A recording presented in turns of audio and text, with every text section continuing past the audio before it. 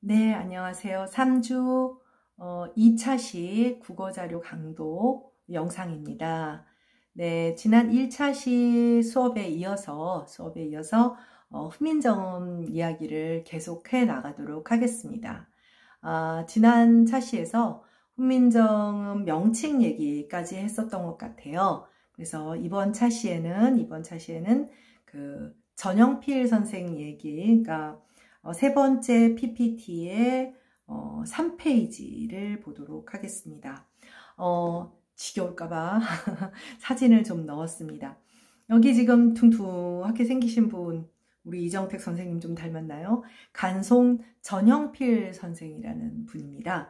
혹여 여러분들 뭐 중고등학교 때 필독서 같은 걸로 읽어본 친구들도 있을 것이고, 네, 그리고 그 다음에 이 두 번째는 뭐 여러분도 잘 아는 훈민정음 해례본, 옆에는 세 번째는 고려청자.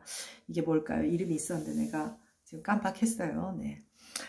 간송 전영필 선생을 지금 여러분들한테 소개하는 이유는 우리가 가지고 있고 지금 이제 여러분 교재에 영인이라고 합니다.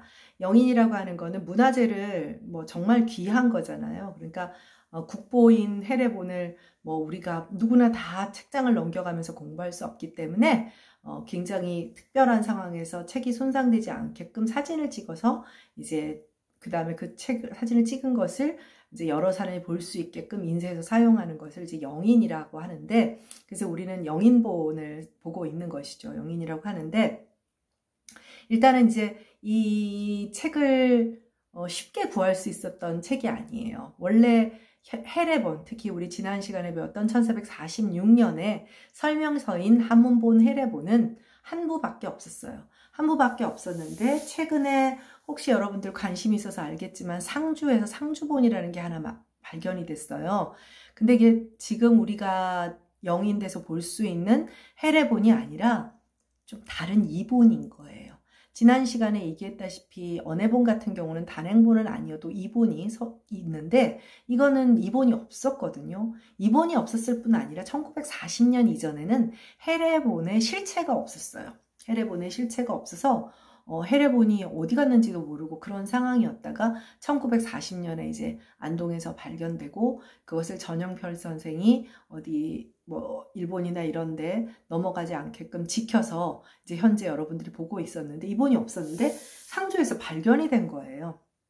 그런데 그 발견한 그러니까 상주에서 그 상주본은 어떻게 됐냐면 이게 가치가 얼마나 되는지를 모르고 팔아 넘기고 근데 이걸 헐값 산 사람은 이게 가치가 있는 걸 알고는 지금 뭐 2천억을 댈라 그랬나? 그러면 준다고 했다나? 그리고는 불에 탄 흔적 같은 거 자기가 관리를 잘못해서 화재를 당한 그런 거를 언론에 공개하고 그러면서 사람들의 마음을 좀 안타깝게 하죠. 이런 상황인데 여러분들이 생각하기에 훈민정음 해례본의 가격은 어느 정도 될 것 같아요? 한번 생각을 한번 해보세요. 2천억? 3천억? 뭐 1조? 1000조? 어떨까요? 과연 이걸 아마 여러분 선생님 그걸 값으로 어떻게 매겨요? 그러니까요. 값으로 매길 수 없는 것인데 값으로 매겨서 그거를 내놓지 않고 가지고 있는 그런 사람도 있는 반면 간송 전영필 선생과 같은 분이 있어요. 여러분들 그 노블리스 오블리저라는 말을 알고 있을 거예요. 이제 그 뭐 서구의 개념이지만 누리는 권력과 지위만큼 또 우리가 이행해야 할 그런 그 의무라고 하는 것들이 있잖아요. 네. 그런데 이 간송 전영필 선생을 구태여 비유한다면 뭐 지금의 삼성 정도 되는 어마어마한 부자인 분입니다. 다음 페이지로 가볼까요? 이런 거 여러분들 재밌어 할 것 같아요. 그래서 간송 전영필은 굉장한 대지주의 둘째 아들, 전영기라고 하는 사람의 둘째 아들로 태어나 잘 살았는데 이 집안이 이제 일제 치하에 넘어가는 그 무렵에 소위 말해서 남자들이 다 죽어요. 그러면 이제 사실 집안이 망한다 뭐 이런 얘기까지 들리는 그런 상황이 되는데 유일하게 그 집안에 살아남은 아들이 된 거예요. 맏아들도 아니고 둘째 아들인데 살아남았어요. 그리고는 막대한 재산, 이때 죽었던 거는 특별한 그런 거는 아니고 이제 병이나 이런 걸로 죽었는데 어쨌든 간에 그 막대한 부가 이 사람에게 다 넘겨진 거예요.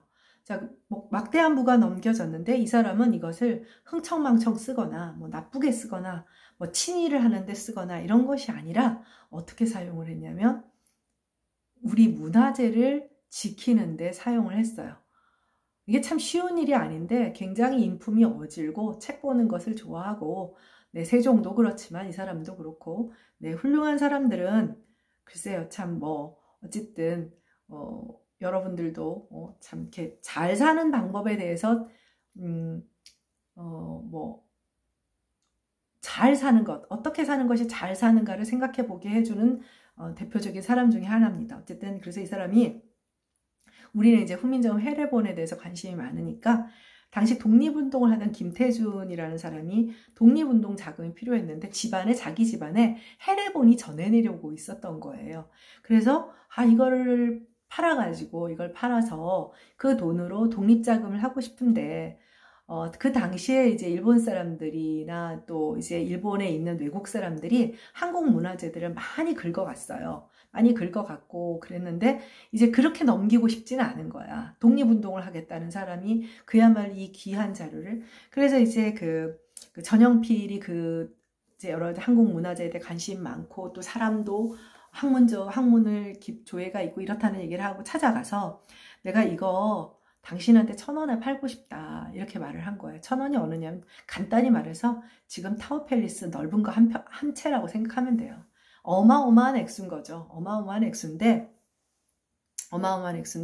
전영필이 어떻게 했냐면 1,000원을 받고 1,000원을 주고 판 게 아니라 뭐라고 했느냐, 10,000원, 1,000원보다 훨씬 더하다, 훨씬 큰 가치가 있는 것이다. 그러면서 10,000원을 주고 훈민정음 해례를 사고 김태준에게 이건 당신 몫이요, 책값이 아니라 당신 몫이요 하고 이제 왜냐면 해례본은 문중의 책이었으니까, 김태준 집안의 문중의 책이었으니까 1,000원을 줍니다.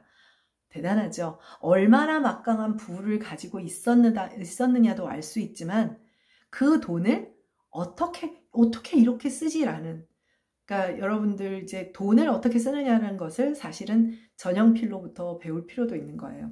전영필은 이 외에도 일본 문화재 경매에서 우리 문화재를 찾는데 아주 목숨을 걸었어요. 이게 뭐냐? 이게 일본 사람의 거실에서 장식으로 쓰이는 건 말이 안 된다고 생각을 하고 어떻게든 긁어 모으는 거예요. 근데 이 긁어 모으는 것이 이제 나중에 배우겠지만 자기가 갖는 것이 아니었습니다. 그리고 또 영국 귀족 게스비라고 하는 사람은 또 일본에서 이거 중국 문화재, 일본 문화재, 한국 문화재 열심히 사들이는데 전영필이 절대로 나한테 줘라, 제발 나에게 팔아라 이렇게 한 거예요. 지극정성을 했죠. 그래서 이 게스비가 조선 문화재를 모두 간송에게 팔았어요. 간송은 해마다 게스비에게 쌀 2만 만석군이잖아요. 아무리 만석군이라 하더라도 수수하던 땅을 아낌없이 팔아 돈을 지불하고 그 대가로 뭘 받았느냐? 현재 국보로 지정된 고려청자 5점 중 4점을 확보했습니다. 어떤 느낌이 들어요? 선생님도 참 나는 이럴 수 있을까? 나는 못 그럴 것 같다는 생각이 들었어요. 정말. 네. 친일을 하거나 매국을 할 것 같지는 않지만 이거는 정말 쉽지 않을 것 같아요. 이렇게 큰 돈을 벌지도 못할 것 같지만 네, 다음 페이지로 가주세요. 그래서 보화각과 간송미술관이라고 하는 것이죠. 대충 뭔지 알 거예요. 지금 옆에 이제 흑백으로 된 것이 간송 전영필이 생전에 살아있을 때 지은 보화각이라고 하는 그런, 말하자면 미술관이에요. 그래서 국민들에게 문화재를 알리기 위해 보물을 보관한다라는 뜻에서 보화각이라는 미술관을 지었어요. 여러분들이 알고 있는 신윤복의 미인도나 이런 김홍도 이런 그림들까지 다 그야말로 일본에 넘어갈 것들을 다 지키고 다 자기 돈으로 사고 이렇게 해서 굉장히 많은 문화재들을 만들어서 보화각을, 그리고 이 건물을 지을 때도 이거는 최고의 보물들만 모은 곳이기 때문에 그래서 보화예요. 금은 보화의 보화. 그래서 해외에서 그런 것을 구입해서 이 보화각을 짓고 6.25 전쟁이 났는데 이 사람은 딴 생각이에요. 이걸 어떻게 지키지 그 생각밖에 없는 거예요.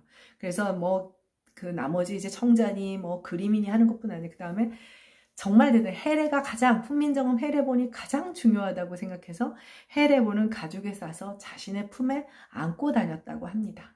자, 지금 몇 천억인가 내놓으라고 하면서 해례본을 불에 태우기까지 하고 버티고 있는 그 사람과 간송 전형필의 차이가 무엇인지 잘 느껴질 거라고 생각됩니다.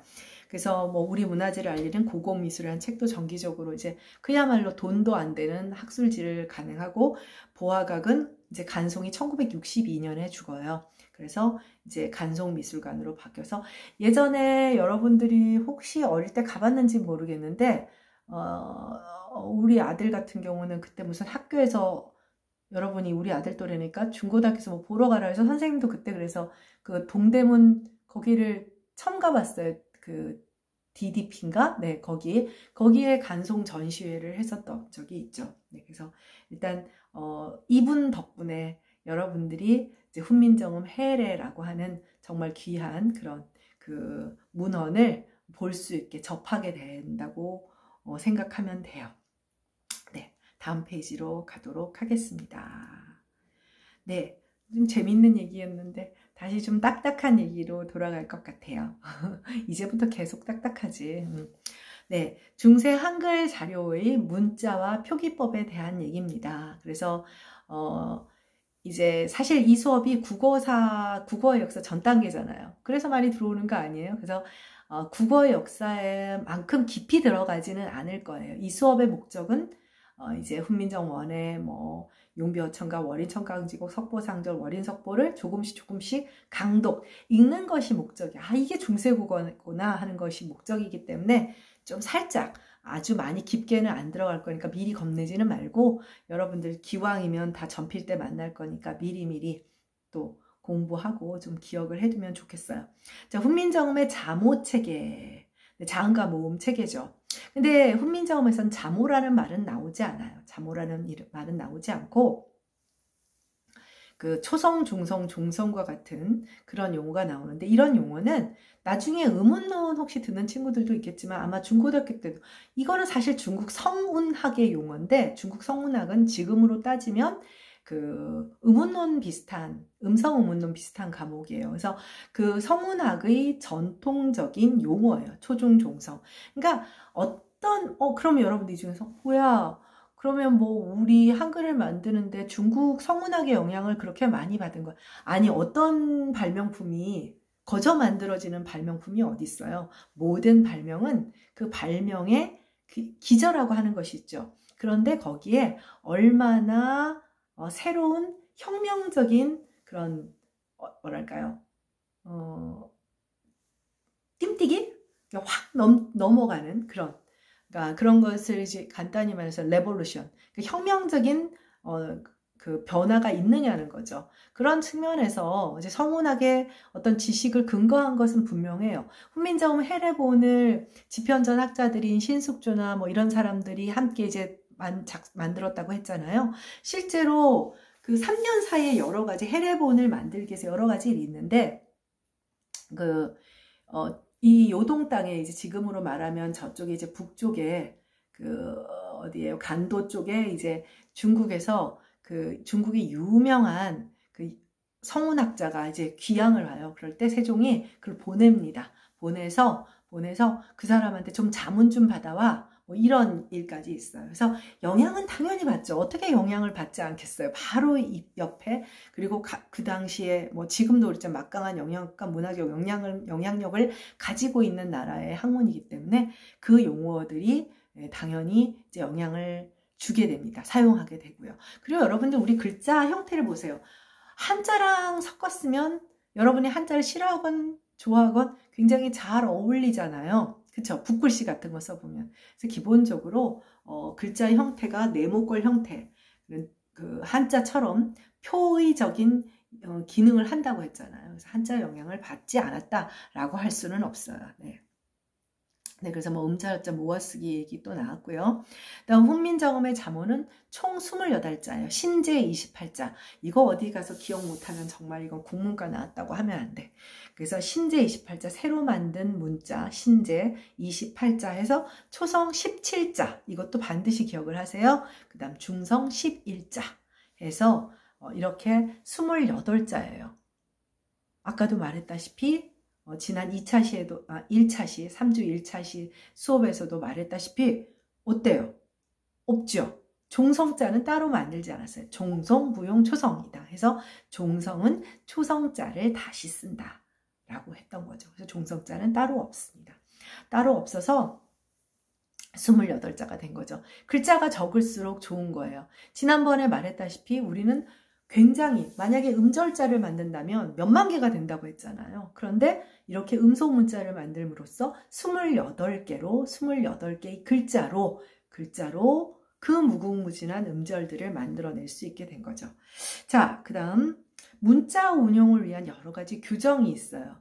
연서법, 병서법, 부서법, 성음법, 가점법 뭐 이런 것들이 있습니다. 이런 것들이 있는데 이거 조금 더 뒤에서 다시 보도록 하게 될 거예요.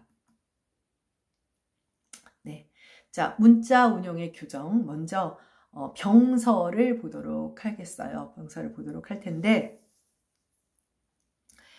병서라고 하는 거는 이제 요즘 여러분들이 워낙 한자를 잘 모르다 보니까 한자만 보면 다들 뜨악 막 이런 생각이 들 텐데 한자 시험 안 봐요. 걱정하지 마세요. 그러나 뭐 좀 기왕이면 여러분들 그 졸업 인증 자격증도 내야 되고 하니까 사실 여기 나와 있는 글자들이 1500자? 1000자는 벗어나는 게 있는 것 같아요. 1500자? 그래서 1000자 정도만 알아도 한자를 사자성어 몇 개만 알아도 될 것 같기는 한데 그래서 세대가 다르죠. 여러분들은 우리보다 영어를 잘하니까. 네. 자, 어쨌든 병서, 이 나란히 병자예요. 나란히 병자, 나란히 쓰는 거. 그래서 초성합병즉 병서, 종성동, 초성자를 합하여 그 해석이에요. 나란히 쓰면 병서가 되고 종성도 동일한 방식이다. 여러분들 이 병서는 별게 아니에요. 지금도 남아서 쓰고 있죠. 근데 초성병서는 지금 없고요. 우리가 단어의 첫머리에 쓰는 어두병서 그런 건 없고 이제 그 어말에 쓰는 이제 그 글씨들이 있죠. 그게 뭐예요? 겹받침이요. 지금은 병서라는 용어를 쓰지 않고 겹받침. 그러니까 병서라는 용어는 지금은 이제 국어학적인 용어로만 남아있고 현대 표기법, 맞춤법 그런 용어로는 쓰질 않아요. 그래서 지금 이제 여러분들이 겹받침이 바로 간단히 말하면 여기 종성동이라고 했잖아요. 종성에 쓰는 병서가 되는 거예요. 그런데 15세기에는 초성에도 병서가 있고 종성에도 병서가 있어요. 이유는 이제 나중에 배우겠지만 어두의 자음군이 오기 때문이죠. 네. 뭐야 이런 걱정할 거 없어요. 어차피 이제 또 우리 이제 여러분들 이 교재 보면서 좀 봤는지만 간단한 그 국어 음운사를 또 공부해야 되니까. 네, 그래서 병서에는 근데 두 가지 종류가 있어요. 합용병서와 각자병서라고 하는 것이 있습니다. 각자병서는 현대 국어에서도 그냥 쓰고 있는 쌍기역, 쌍디귿, 쌍비읍, 쌍시옷, 쌍지읒, 쌍히읗은 쓰고 있지 않죠. 각자병서 여기는 안 썼는데 파워포인트에 잘 안 만들어져가지고 귀찮아서 안 했어요. 쌍이응도 있고 쌍니은도 있답니다. 네. 어쨌든 각자병서는 동일한 문자를 거듭해서 두 개를 쓰면 그것을 각자병서라고 해요. 각자병서 중에 현대국어에서 쓰고 있는 것은 5개인 것이죠. 참고로 말하면 각자병서는 세종이 훈민정음 창제 당시에는 된소리 표기에 사용하지 않았어요. 된소리 표기에 사용하지 않았어요. 아마 여긴 국어국문학과 학생이라 비록 수능에 국어사가 잘 안 나온다고 해도 조금 공부는 했죠. 네, 그래서 각자병서가 쌍기역, 쌍디귿, 쌍디읒 이들 각자병서가 경음 표기로 선택된 것은 1933년 맞춤법 통일안 주시경의 결정입니다. 네, 그래서 세종 때는 경음 표기를 하기 위해서 다른 수단이 있었어요. 시옷계, 시옷이 된시옷이라고 하죠. 네, 그래서 앞에 합용병서를 한번 보도록 할까요? 네, 그래서 서로 다른 초성자를 나란히 쓰는 것. 그래서 지금 여기 자갈이 좀 안 맞는 건 파워포인트가 이게 한글 고어가 잘 안 돼요. 좀 이해를 해주세요. 비읍시옷은 되는데 네, 비읍시옷 뭐 이런 것들이에요. 그래서 시옷계 합용병서, 합용병서는 서로 다른 글자가 이렇게 나란히 쓰여지는 건데 세 가지 종류가 있어요. 시옷계 합용명사, 비읍계 합용명사, 비읍 시옷계 합용명사. 비읍 시옷계는 두 가지밖에 없어요. 비읍 시옷 기읍과 비읍 시옷 디귿. 그러니까 비읍 시옷 기읍. 선생님 쉼표를 안 해서 헷갈리네요. 쉼표 줄까요? 비읍 시옷 기읍과 비읍 시옷 디귿 딱 두 개밖에 없어요. 그 다음에 바로 위엔 비읍기에는 제일 초성자가 비읍인 거예요. 네, 제일 초성자가 시옷계는 제일 초성자가 시옷인 거예요. 그래서 이 시옷계 합용성서가 그 당시에 된 소리 15세기의 경음 표기에 사용이 되었어요. 그럼 나머지 비읍계랑 비읍 시옷계는 뭐였는지 엄청 궁금하죠? 그냥 써놓기만 하세요. 어두자음군이에요. 어두자음군. 너무 궁금한 친구들은 뒷페이지를 좀 넘겨서 미리 예습을 해도 되고 지금은 또 헷갈려 하지 말고 영상 강의니까 일단 시옷계만 이제 그 당시 15세기에 된소리 표기, 경음 표기고 비읍계와 비읍 시옷계는 어두자음군. 선생님 지금 어두자음군을 나타내는 데 쓰였다. 네, 그건 조금 궁금하도록 참아주기 바랍니다. 자, 병서가 있고요. 그 다음에 이제 연서라는 게 있어요. 연서라는 게 있는데 연서는 두 초성자를 세로로 이어 쓰는 거. 여러분 순경음 알죠? 비읍 밑에 이응 쓰는 거. 순경음. 이제 이렇게 가로로 쓰는 게 아니라 세로로 이렇게 쓰는 것을 연서법이라고 합니다. 그래서 그 순경음에 대한 설명이 나와 있어요. 이응, 연서, 순음지하, 즉이 순경음자. 네, 이 경음, 순사, 합이, 후성다야라고 해서 뭐 이응을 입술소리 아래에 이었으면 입술 가벼운 소리가 된다. 그래서 가벼운 소리가 입술에 잠깐 붙었다 떨어져 목구멍 소리가 많기 때문이다. 뭐 이런 그냥 한번 보고 넘어가도록 하세요. 나중에 국어사 시간에 다시 만날 것이고 뭐 이거는 이제 그 순경음 얘기를 이제 또 나중에 다시 지금 여러분들이 우리 교재에 보면 문자 표기법 부분을 하는 것이고 그 교재에 2장, 그 16페이지 2장에 중세국어의 특징이 나오거든요. 그때 좀 다시 또 얘기하게 되겠지만, 3학년 2학기 국어사 시간만큼 이제 깊게 들어가진 않을 거예요. 깊게 들어가면 강독을 할 시간이 안 나와요. 네. 자, 그래서 순경음을 표기하기 위해서 연서법을 사용했다는 것을 기억을 해주도록 하고요. 부서법은 여러분들 지금 쓰고 있는 거예요. 자, 오는 아래쪽에 쓰고, 야, 오른쪽에 쓰는 거. 너무 당연하게 생각하죠. 근데 그 당연한 걸 누군가 정해놨을 거 아니에요. 그걸 부서법이라고 합니다. 그걸 부서법이라 하고요. 여러분들 그 공무원 시험 같은 거 봐보면, 난이도는 하예요. 난이도는 한데, 엄청 많이 틀리는 것 중에 하나, 이렇게 부서 이런 거 몰라요. 부서, 연서. 근데 시험에 나올 수 있어요. 부서가 뭐냐라고 묻지는 않죠. 요새 문제가 촌스럽자니까. 다음에 훈민정음, 해례, 설명조, 옳지 못한 것, 옳은 것. 그러면 생각보다 이거 틀리고요. 그 다음에 그 초성 17자, 중성 11자, 이거 모르는 사람도 많아요. 자, 지금 아직 중성 안 배웠는데, 중성 11자 떠올라요? 잘 안 떠오르죠. 아래야, 의, 아야, 어요, 오요, 우유 뿐이에요. 그래서 세 글자에다가 아, 야, 여, 오, 요, 우유 8개에서 11자거든요. 그러니까 와, 워, 위 얘네들은 기본자가 아니에요.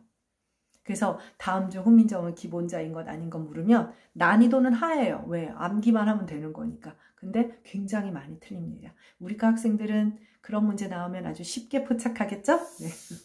네, 그래서 우리 국어국문학과 학생이니까 네, 최소한 이 훌륭한 문자의 기본 신제 28자 정도는 기억하고 있읍시다. 네, 다음 페이지로 가도록 하겠습니다. 아니네요. 미안해요. 네. 네, 부서법을 했고, 그 다음 성음법은 뭐냐면, 아까 말한 음절 합자법이에요. 그래서 초성, 중성, 종성자를 합하여 한 음절을 만드는 것. 그래서 뭐라고 설명이 되어 있냐면, 초중종, 삼성 합이, 세 개의 소리가 합한 연후에야 성자, 글자가 만들어졌다. 그래서 글자, 이건 음절자라고 했죠. 그 다음 가점은 뭐냐면, 점을 가한다, 더할 가자인데, 뭐냐면 이거는 방점. 성조를 찍는 방식을 말하는 거예요. 그래서 글자 옆에 여러분들 성조 알죠? 그래서 글자 뭐 안 찍으면 평성, 뭐 하나면 뭐 거성, 두 개면 상성, 뭐 이런 나중에 또 배우겠죠. 그래서 글자의 왼쪽에 점을 찍는 방식을 방점, 네, 가점하는 방식도 다 이제 해례본에서 다 이제 설명을 하고 있어요. 그러니까 해례본이 뭐냐면 그러니까 매뉴얼이에요. 우리가 뭐 물건을 사면 이거 어떻게 쓰라고 설명을 하잖아요. 그 매뉴얼이 훈민정음 해례본, 한문본입니다. 네, 그렇게 꼭 기억을 하도록 하고요. 다음 페이지로 가도록 하겠어요.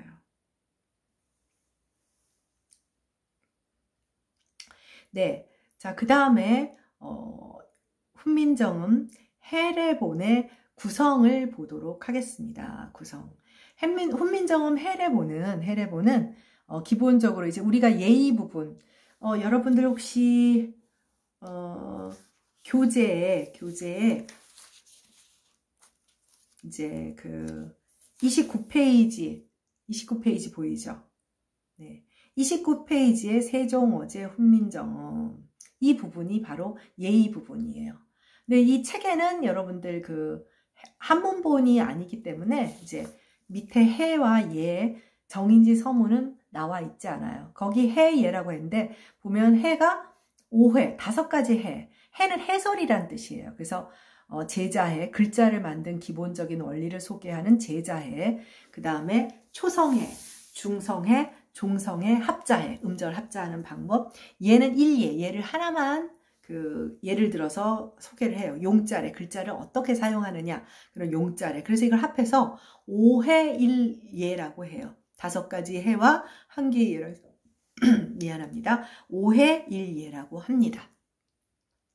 그리고 그 다음 맨 끝에 정인지 알죠? 정인지가 서문을 썼어요. 서문이면 이것은 보통 앞쪽에 나와야 되는데 정인지의 서문은 맨 뒤에 있어요. 임금이 앞에 지금 어제 서문, 어는 임금 어자거든요. 세종이 맨 앞에 서문을 썼는데 임금보다 더 앞에다 서문을 쓸 수는 없는 거잖아요.